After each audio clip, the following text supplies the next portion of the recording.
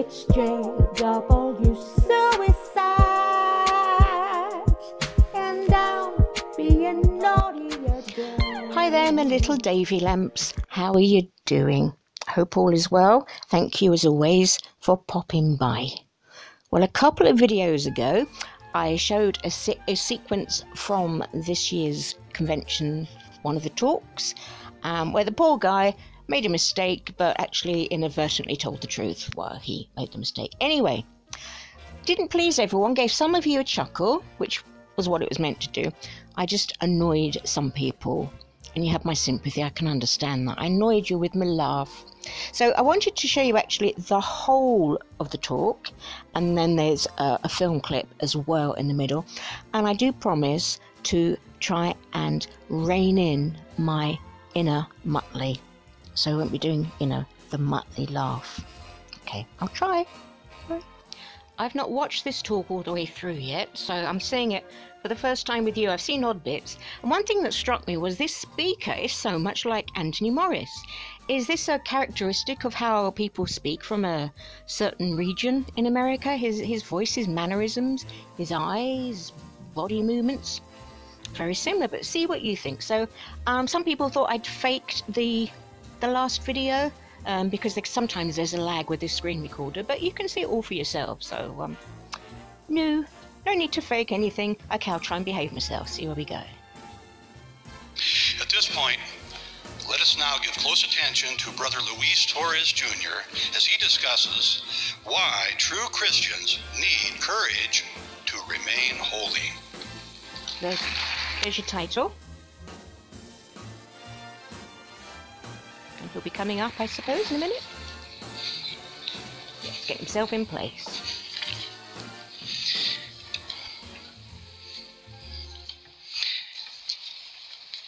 Being holy is truly important, and Jehovah expects this of his worshipers.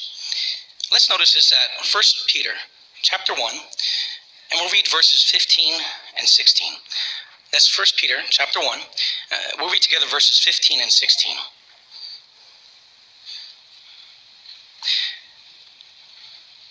It says there, "But like the Holy One who called you, become holy yourselves in all your conduct, for it is written, you must be holy because I am holy."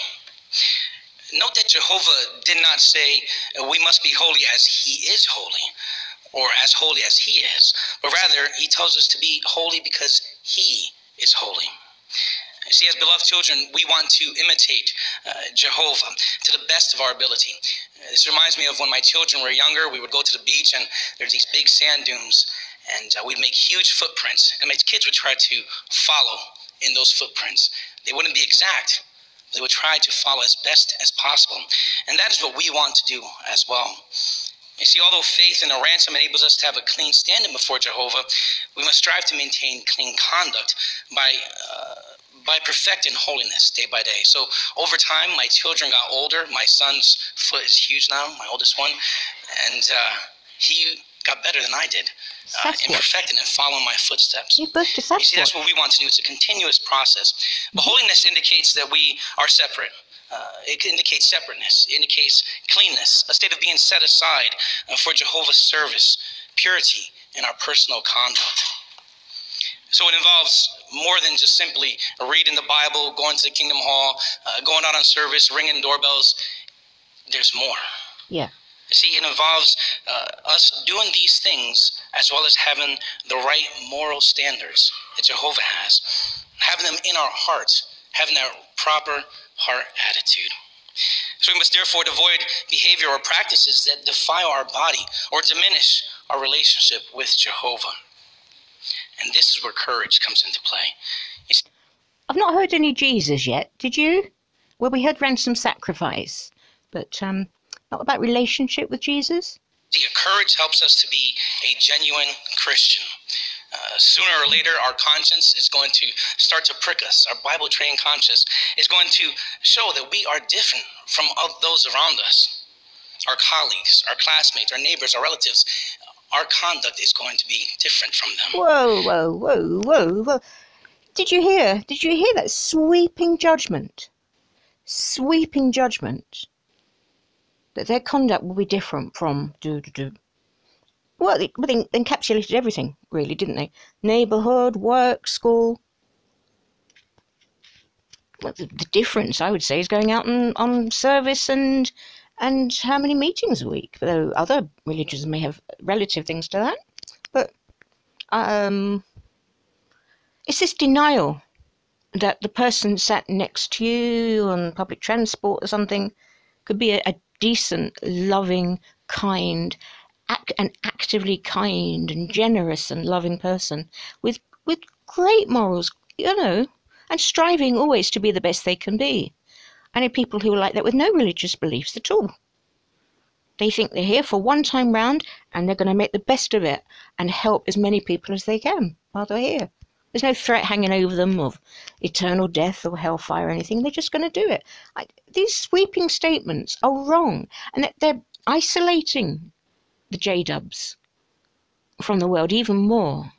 Remember, to abuse someone, spiritually abuse a child, whatever, a wife, husband, abuse can better operate if you isolate the victim. Isolation is so important. And these sorts of statements, and there's so many of these were given over this convention, or are being given over this convention weekend, it is feeding the JWs that the world out there, it's terrible. It's full of terrible people. And it's just not. Yes, of course they're terrible people. 2% of, around 2% of the population are psychopaths. And some of those will exist in Jehovah's Witnesses. They will do as well. And because we live by Christian values, those who do not love Jehovah, well, they're going to act a certain way. Are they? And Jehovah inspired... Are they? They're going to act a certain way, are they? Where does this come from? Where does this? It's like paranoia central. Peter, to write about this. Let's turn to 1 Peter chapter 4. 1 Peter chapter 4 and verse 4, and we'll see how our classmates, how our colleagues, our neighbors, and even some of our relatives might treat us. Don't put this on the children.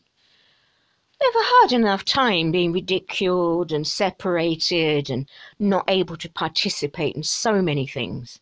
Don't separate the children even more. 1 Peter chapter 4 and verse 4 says, and they are puzzled that you do not continue running with them in the same decadent course of debauchery. What? So they speak. So he's asking children. He's asking me about classmates. Decadent course of debauchery. Well, I don't know about you, but when I was 7 at school, it was nothing but decadent debauchery. That was all we went in every day. That was it. 9 o'clock till 4 o'clock, non-stop decadent debauchery, whatever that is. Abusively of you. No, you're speaking. Yes. You're speaking abusively of just anyone who hasn't been dunked in the ball, and also, of course, you do refer that to people who are considered they've been dunked, but they're spiritually weak, etc. They are puzzled by this. They're puzzled by our conscience. They're puzzled by our ones remain. No, they're not puzzled by your conscience. They're just puzzled why you make life so hard for yourselves. Why there's so much absence of love. Holy as Jehovah is holy. So we are going to be spoken of abusively. They're going to treat us different. No, you're spoken of abusively for when you cover up your abuses. And that's not abusively. There was a great meme I saw on Reddit yesterday. It was something about prosecution, when things are going to courts, which they are, against Jehovah's Witnesses, prosecution is not persecution. Get that implanted again, dear J-dubs, in your eyeballs. Prosecution is not persecution. I'm turning into him with getting it back to front. And Christian youths really need to resist and need courage to resist peer pressure. You see, peer pressure comes at a young age, and guess what? It doesn't end. It continues on the older we get. You see, it's natural to want to be accepted by others, but we cannot be enamored by this world. Young ones, being different can feel like being the hardest part of being a Christian. One sister said that the kids looked down on us, and she called us names, or we're called names, I should say.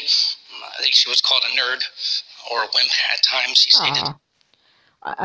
Methinks that they probably said much worse words than nerd and wimp.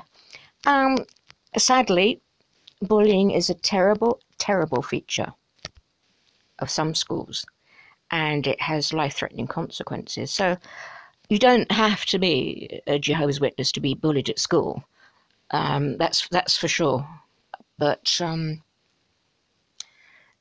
Watchtower put the children even more in the firing line by imposing so much on their behaviour.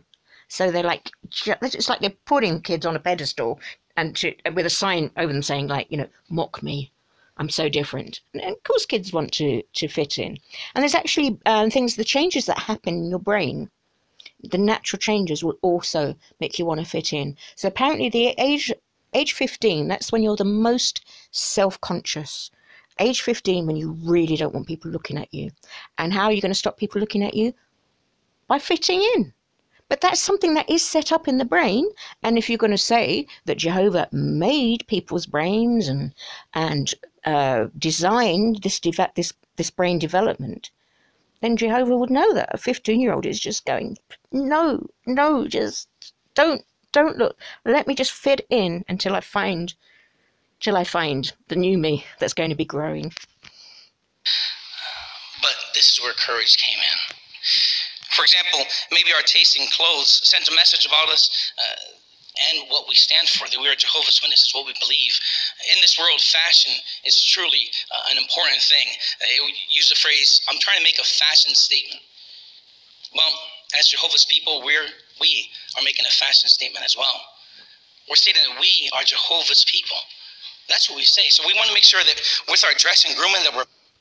So if you were a Western pattern, sort of from the 1950s, first world country pattern of clothing, and that says you're Jehovah's people. Okay.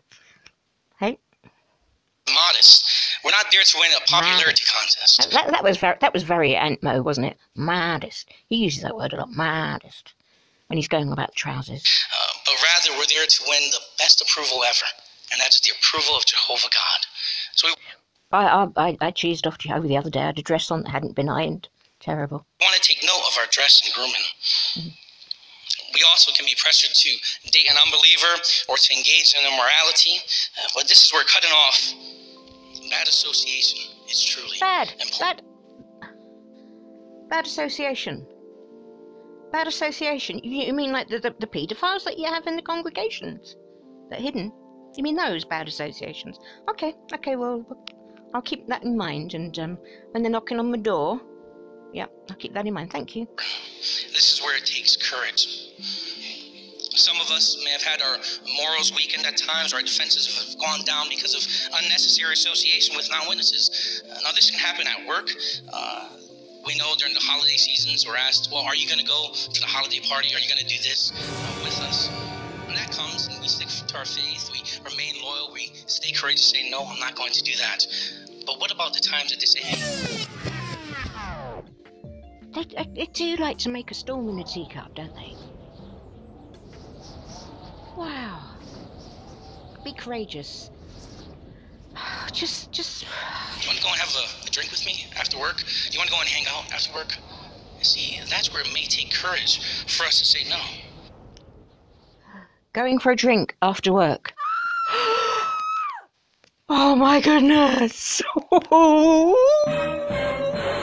Let the debauchery begin. I mean, that it is a terrible thing. Well, we did have the example in the convention 2 years ago where the elder's wife was talking during the coffee break, 15-minute coffee break, and she realised, oh, what am I doing? What am I doing talking to my co-workers for 15 minutes? No, I'm going to have to stop doing this. So if anyone has gone for a drink after work with their co-workers, then I think you should confess to the elders now. I'm going to remain loyal to Jehovah.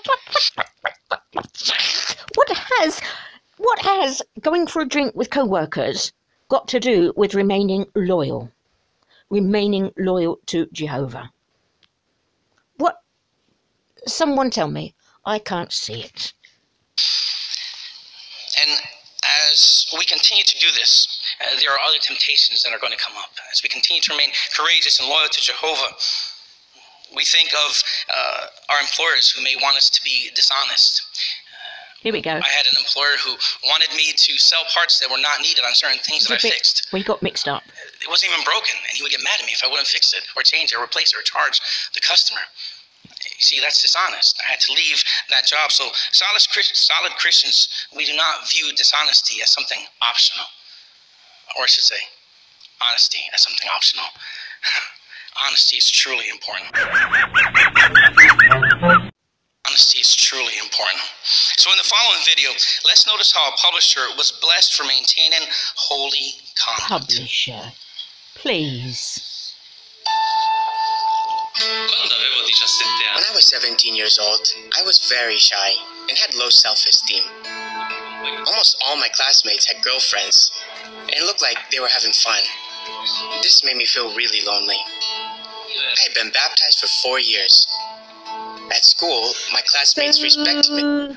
I've not seen this video before. So if 4 years, so that he was baptized at 13.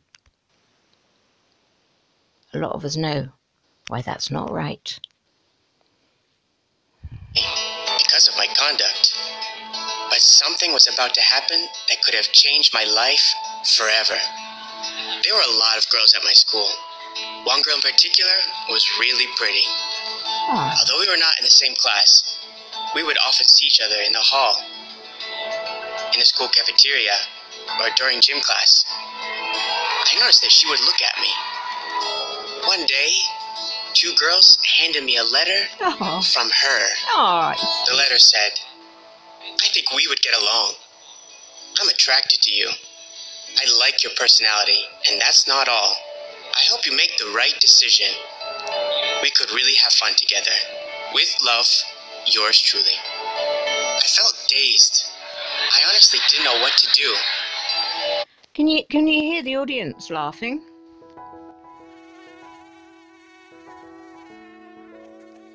I find it poignant. I find it, if this is true, or how much has it been elaborated, because so many of you have told about being on the platforms at these conventions to give your experiences, and they've been changed, manipulated. You've been told to dress them up. I don't see why this is funny. This is a natural thing that happens to someone in the teens, and it's a very strange time. It's an exciting time. It's a confusing time. Oh, I don't think it's fair to laugh at him. My classmates urged me to accept her proposition immediately. When I got home, I was really confused. My parents asked me what was going on, but I couldn't talk to them about it. I wondered whether I would ever meet another girl as beautiful as she was. Oh. During those days, it was as if I had lost my Christian identity.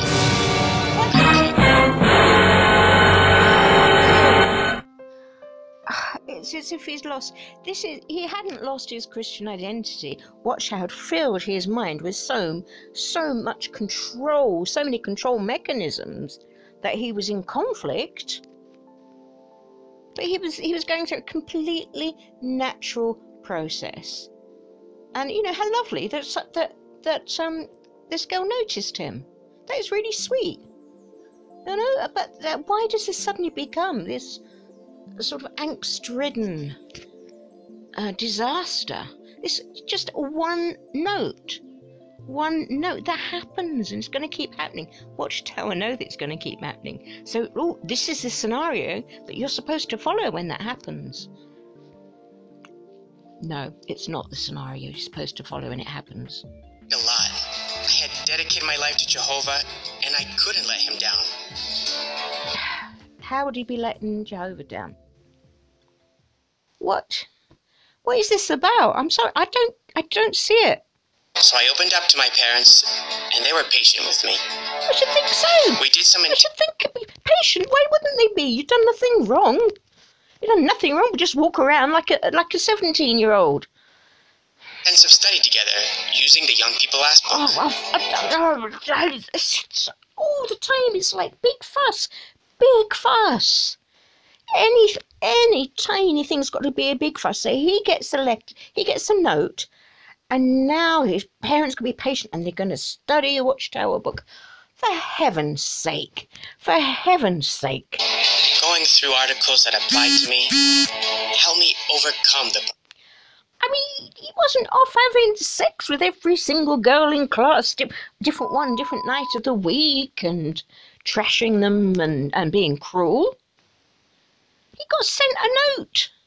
He got sent a note. And here we are. Look at this. Oh, my Christian identity.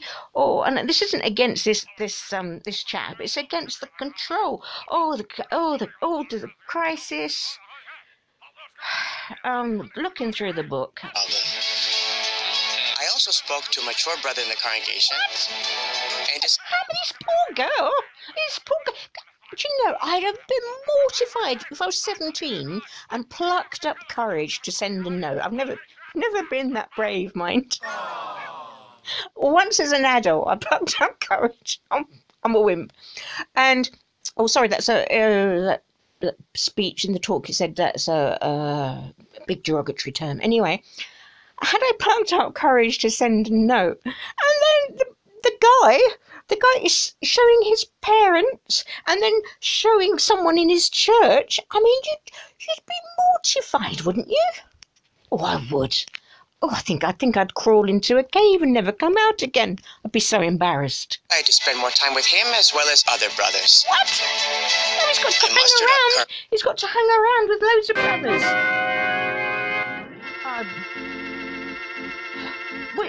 Was there a big section of this film that was missing, that I missed some part of the story? Because this has grown now, hasn't it? This has just grown into this huge thing now. I went to her and told her my decision. My decision. I explained my Bible-based... Big deal. Poor lass. My decision. Dearie me. My decision. Big deal. She didn't say, well, according to the note, she didn't say, meet me behind the bike sheds and let's have rampant sex, did she? Did she say that? And do you know how many, so many kids nowadays are going through this thing of wanting to stay chaste until they're married? You don't have to be a J-dub to think like that. It's a bit sort of, it's judgmental of the girl, her intentions, what she wants, who she is, what's her value system, what's her morality. Who's to say that she doesn't have, the same value systems and morality? Who's to say that? But you see the presumption. Oh, she's not one of Jehovah's people. So always, bring on the debauchery again. Convictions, and said no. It was a very wise decision. I then had a clean conscience, and I hadn't brought reproach on Jehovah's name. I had saved... Anyone with me going to be sick now? Anyone going to be sick? Because I'm going to be... No, why is this coming up later? I don't want a software update. Yeah, go away. I'm just going to be sick. What a load of fuss. And apparently this is all going to be tying in with him being courageous. I think that it was the girl that was courageous sending the note. Ooh. Started my relationship with him. I learned that So I don't know, would it be committing adultery with Jehovah if you had a friend who's a girl? That's we are determined to be loyal to Jehovah, and we have the courage to remain chaste. Well, and we so won't do have any others. regrets. So do others. Until age 17, I had not understood this. Jehovah has truly blessed me since then, giving me the privilege of serving in the congregation in many ways, and giving me a lovely wife to serve him with. I thank Jehovah for having helped me to make the right decision. Well, I'm very pleased that he's found a wife and he's happy with her. The other stuff didn't necessarily negate him having a wife, and it's very once upon a time, isn't it?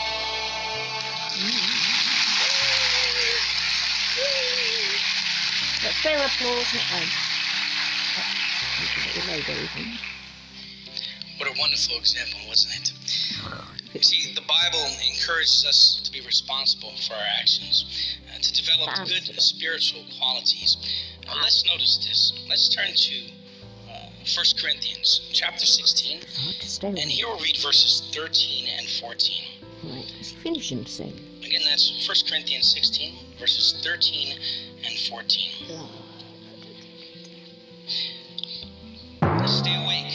Oh, sorry. Stand firm in the faith. I had no idea that was coming. I said, it's hard to stay awake. And she said, stay awake. Oh, see, true message straight that I needed then. Okay, staying awake. Carry on in a manly way. Oh Grow no. mighty. No, I don't want to carry on in a manly way, because you'll get annoyed, because I'm a woman, and so if I do a manly thing as a woman, you'll get really annoyed at that. That's not allowed in J-Dub land.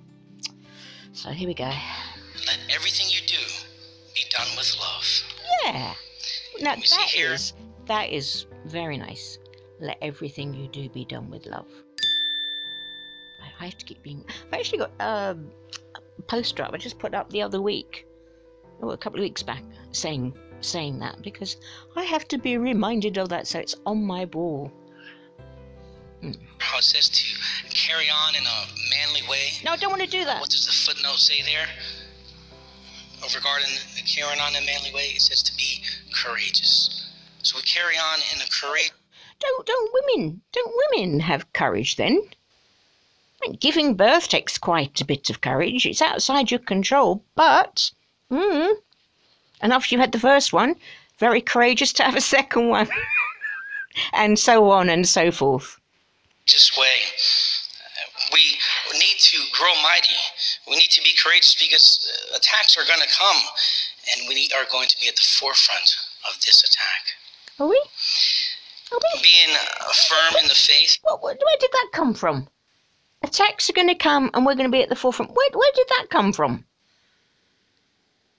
What? Dearie me. Being mighty, being loving, these are all important things.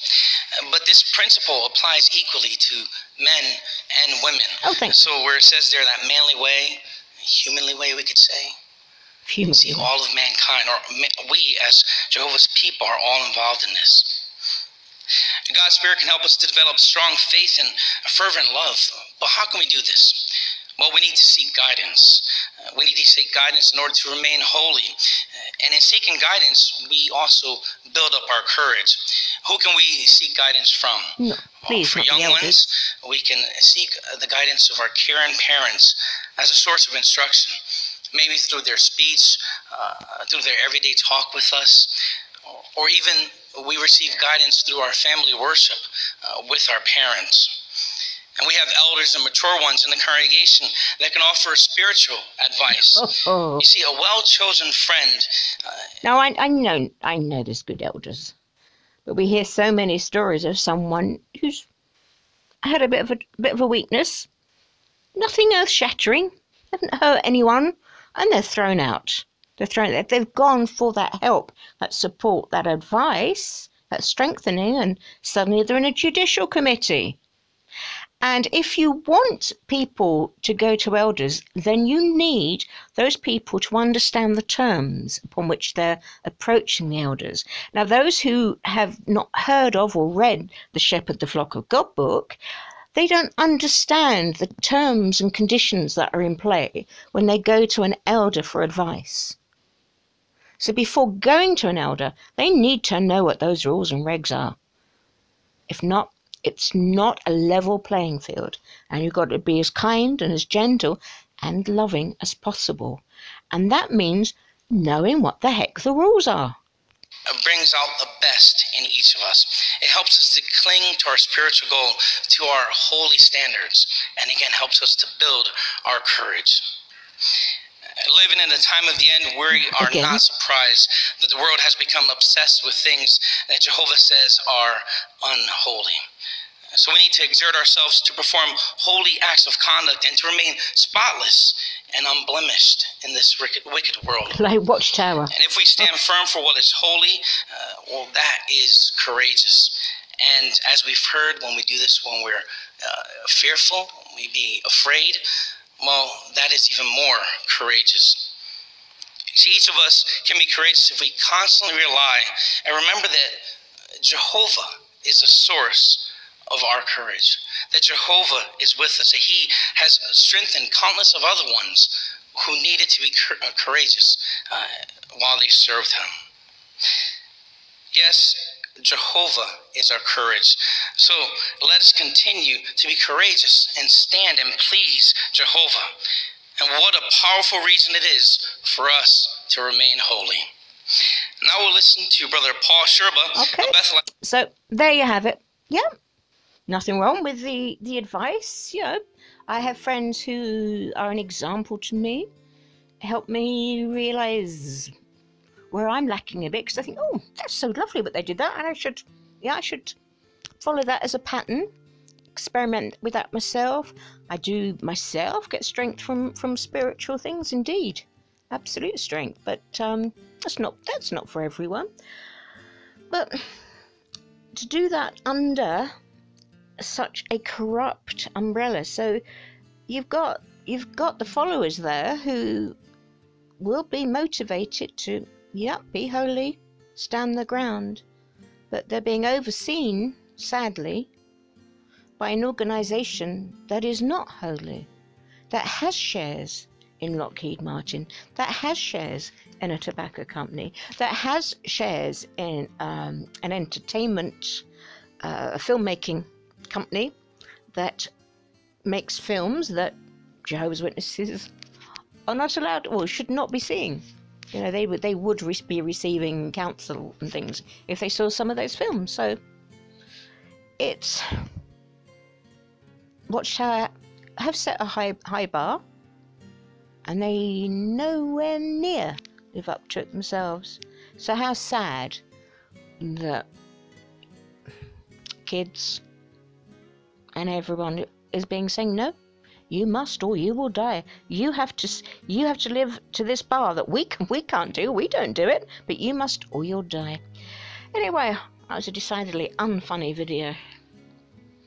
But there you go. It was a barrel of laughs, isn't it, at the conventions. Thanks for watching.